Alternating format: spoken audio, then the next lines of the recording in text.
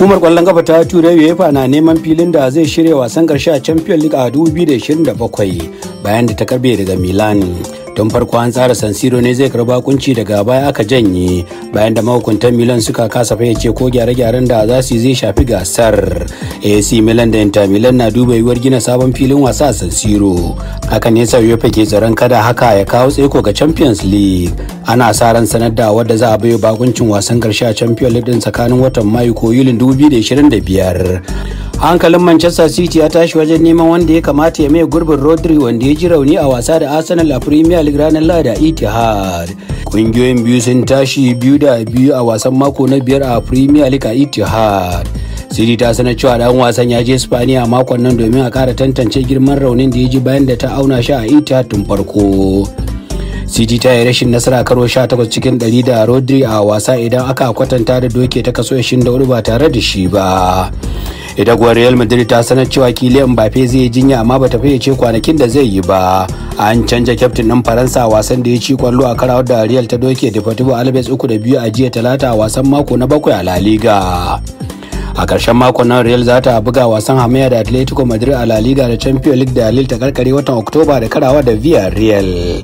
Tsohon dan wasan Manchester United da Real Madrid Rafael Varane ya yi ritaya daga taka leda mai shekara 31 da haihuwa. A watan Yuli Varane ya koma Como ta Italiya bayan da kwantiragin sai kare a United. Ya ce zai ci gaba da wani aikin a Como da ba zai shafi taka leda ba.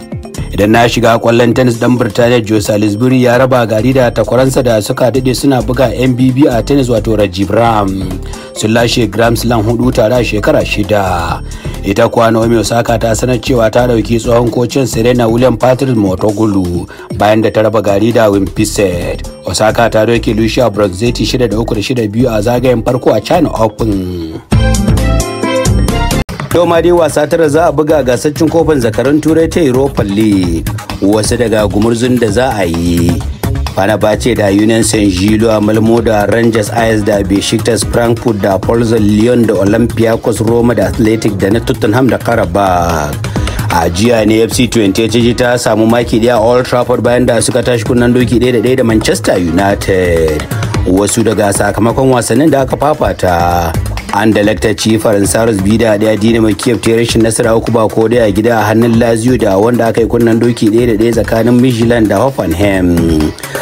A jiya Barcelona ta ci gaba da zama ta daya kan teburin La Liga da maki 21 bayan da ta doke Getafe ɗaya mai ban haushi. Wasa na 7 a jere da Barcelona ta cinye da fara babbar gasar ta Mola ta Spaniya ta kakar nan. Real Madrid tana ta biyu da tazarar maki 4 tsakaninta da Barcelona.